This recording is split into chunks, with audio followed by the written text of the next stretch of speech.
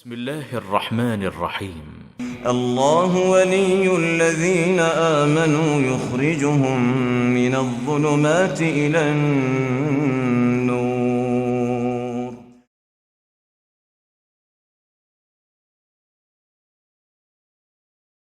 بسم اللہ الرحمن الرحیم نحمدہ ونصلی علی رسولہ الکریم اما بعد. معزز ناظرین کرام، السلام علیکم ورحمۃ اللہ وبرکاتہ. آپ دیکھ رہے ہیں نور ٹی وی جدہ اور میں ہوں محمد عاقل. وائس میسیج کے ذریعے سوال آیا ہے، آپ کی خدمت میں پیش کروں گا. آپ بھی اگر اپنا سوال ہمیں بھیجنا چاہتے ہوں تو اسکرین پر دیے گئے نمبر کو نوٹ فرما لیں. ڈسکرپشن باکس میں بھی تمام تفاصیل موجود ہیں، وہاں سے بھی آپ نمبر لے سکتے ہیں. سوال آپ کی خدمت میں پیش کروں گا. السلام علیکم ورحمۃ اللہ وبرکاتہ. وعلیکم السلام ورحمۃ سر، میں یو اے سے مسز زاہد بات کر رہی ہوں اور مجھے ایک مسئلہ پوچھنا ہے. آئی ہوپ کہ آپ ضرور رپلائی کریں گے انشاءاللہ. مسئلہ یہ ہے سر، میری بیٹی او لیول 10 کلاس کی اسٹوڈنٹ ہے اور اسکول کے اندر جب ظہر کا ٹائم ہوتا ہے تو اس کی ظہر کی نماز مس ہو جاتی ہے جی. بیکاز اس کی کلاسز چل رہی ہوتی ہیں اور اس کو بریک نہیں ملتا کہ وہ ظہر کی نماز ادا کر سکے. جی. تو جب وہ گھر آتی ہے تو عصر کی اذان ہو چکی ہوتی ہے. تو اب پوچھنا یہ ہے کہ کیا وہ ظہر کی نماز کو عصر کے ساتھ جمع کر کے پڑھ سکتی ہے، اور اگر پڑھ سکتی ہے تو دونوں میں سے پہلے کون سی نماز پڑھے گی، عصر کی یا ظہر کی، اور ظہر کی جمع کرنے کے لیے اس کو کتنی رکعت ادا کرنی ہے. سر پلیز آپ سے ریکویسٹ ہے کہ میرے اس مسئلے کا ضرور رپلائی کریں. جزاک اللہ خیر. ناظرین کرام، آپ نے سوال سماعت فرما لیا ہے. سوال کیا گیا ہے کہ اسکول اور کالجز میں، خاص طور پر ان ممالک میں جہاں نماز کی سہولت اسکولوں میں نہیں ہے اور کلاسز سے وہ اپنے پیریڈز کو چھوڑ کر، لیکچرز کو چھوڑ کر نماز کے لیے نہ ان کو اجازت دی جاتی ہے اور نہ ہی وہ جا سکتے ہیں، ایسی صورت میں کیا بچے اور بچیاں جو تعلیم حاصل کر رہے ہیں وہ نمازوں کو جمع کر کے پڑھ سکتے ہیں؟ جیسے کہ بہن نے سوال کیا کہ وہ بچی ظہر ادا نہیں کر پاتی ہے، عصر کے وقت اپنے گھر پہنچتی ہے، تو کیا وہ گھر پہنچ کر دونوں نمازوں کو جمع کر سکتی ہے؟ اس سے پہلے کہ میں آپ کی خدمت میں اس سوال کا جواب پیش کروں، اتنا عرض کر دینا چاہتا ہوں کہ توحید کے بعد اسلام میں بہت اہمیت دی گئی ہے نماز کو. اللہ کے رسول صلی اللہ علیہ وسلم نے فرمایا ہے کہ الصلاۃ علی وقتہا، افضل ترین عمل نمازوں کو ان کے اوقات پر ادا کرنا ہے. اور اللہ کے رسول صلی اللہ علیہ وسلم نے فرمایا جو کہ ان نمازوں میں تساہل برتتے ہیں اور چھوڑتے ہیں ان کے لیے بڑی وعید ہے. اور نبی کریم صلی اللہ علیہ وسلم نے یہ بھی فرمایا کہ العہد الذی بیننا وبینہم الصلاۃ فمن ترکہا فقد کفر، جو نمازوں کو چھوڑتا ہے، ہمارے مسلمانوں اور کفر کے درمیان جو حد فاصل ہے وہ نماز ہے، جو انہیں چھوڑتا ہے گویا وہ کفر کا ارتکاب کر رہا ہے. اللہ رب العالمین نے قرآن کریم میں فرمایا ہے کہ ان الصلاۃ کانت علی المؤمنین کتابا موقوتا، نمازوں کو وقت پر ادا کرنے کے لیے قرآن اور احادیث میں بے شمار ادلہ، بے شمار احکام موجود ہیں. لیکن یہ جو صورتیں ہیں یہ ایکسیپشنل کیسز ہیں. مدارس میں لوگ تعلیم حاصل کر رہے ہیں. ایک ڈاکٹر کا میرے پاس میسج آیا یو کے سے، انہیں وہ آپریشن تھیٹر میں ہوتی ہیں، بعض مرتبہ آپریشن کئی گھنٹوں چلتا ہے. ایسی صورت میں کیا وہ ظہر کو عصر کے ساتھ ملا سکتی ہیں یا مغرب کو عشاء کے ساتھ ملا کر پڑھ سکتی ہیں؟ ان نمازوں کو تاخیر سے پڑھ سکتی ہیں؟ ایسے حالات میں کیا ہو سکتا ہے؟ وہ ممالک جہاں پر جیسے ہندوستان ہے یا یورپین کنٹریز ہیں، وہاں پر نماز کے لیے اسٹوڈنٹس کو مہلت نہیں دی جاتی ہے، انہیں لیکچر مکمل طور پر سننا ہوتا ہے، پڑھنا ہوتا ہے، وہ اپنے پیریڈ میں ادھر ادھر نہیں جا سکتے. لہذا ایسے میں ان کی تعلیم اثر انداز ہو سکتی ہے، وہ متاثر ہو سکتی ہے. اس لیے ایسی صورت میں کیا کیا جا سکتا ہے؟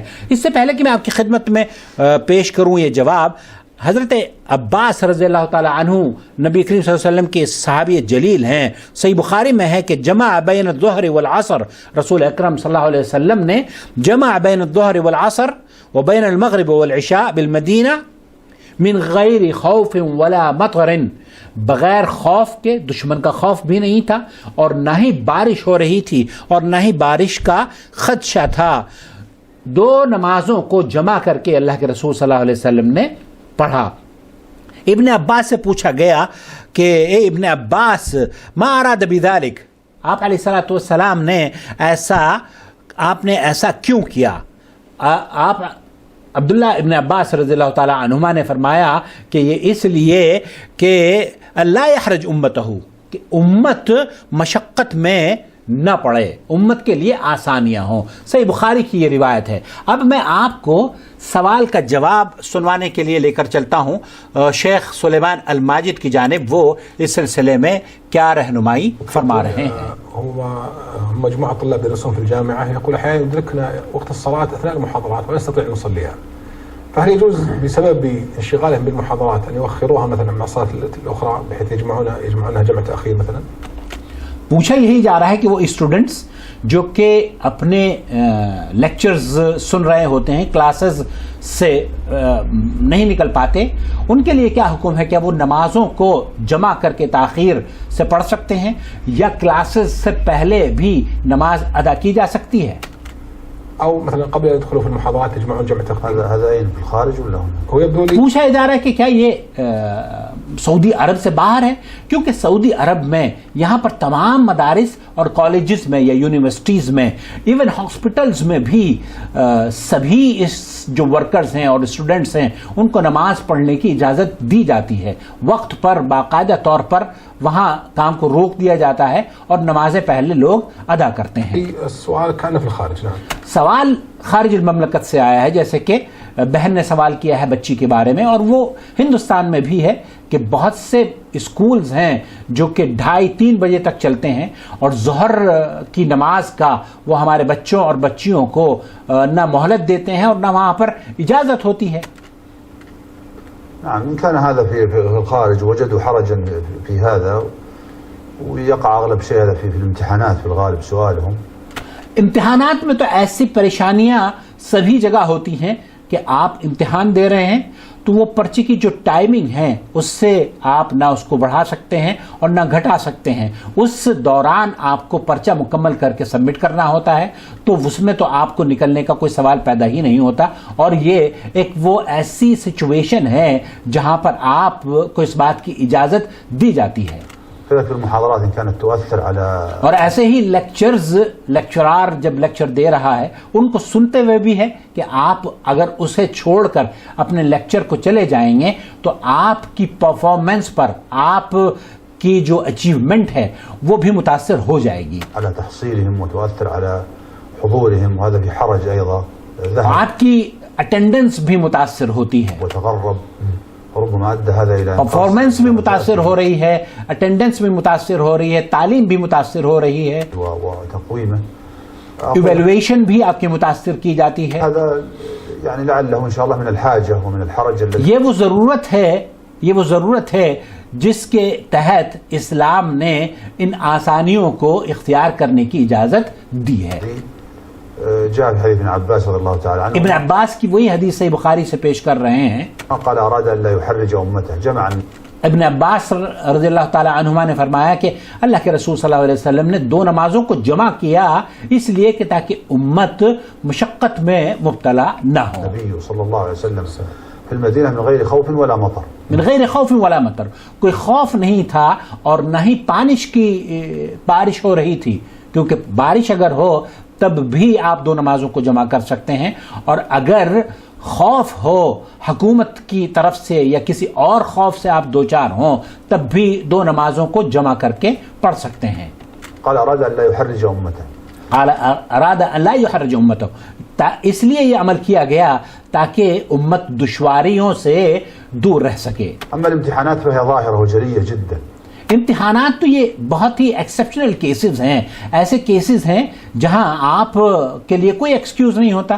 ایک ٹائم آپ کو دیا جاتا ہے اور اسی ٹائم میں آپ کو وہ اچیو کر کے یا وہ کمپلیٹ کر کے سبمٹ کرنا ہوتا ہے. لا يمكن أن يخرج مطلقا من الامتحان، وهذا أشبه امتحانات سے تو نکلنا ناممکن ہے، وہاں آپ کو اس پیریڈ میں ہی دینا ہے وہ پرچہ.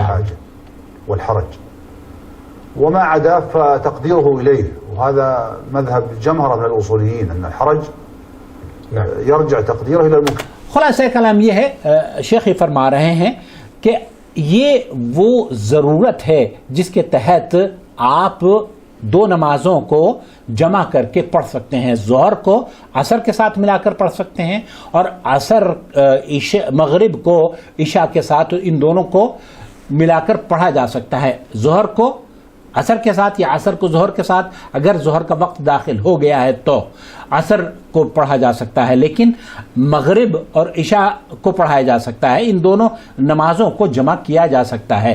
خلاصہ کلام میں یہ عرض کر دینا چاہتا ہوں کہ اس میں اللہ تعالیٰ نے ہمارے لیے بڑی رخصت عنایت فرمائی ہے. دین میں آسانی ہے، اور ان آسانیوں سے خاص طور پر وہ طلاب، وہ ڈاکٹرز، وہ پروفیشنلز جو کہ نماز کی جن کو سہولیات ان ممالک میں دستیاب نہیں ہیں، غیر مسلم ممالک میں بس رہے ہیں، وہاں پر نماز پڑھنے کی اجازت ان کو نہیں مل پاتی ہے، تو وہ ایسا کر سکتے ہیں. بہت سی خواتین ہیں جو کہ یہ کہتی ہیں کہ جناب ہم باہر نکلے ہیں، مارکیٹ میں گئے ہیں اور مارکیٹ میں جا کر ہمیں نہیں پتا کہ ہم کس وقت لوٹیں گے. ایسی صورت میں بھی یہ بھی حرج کی ایک کیفیت ہے.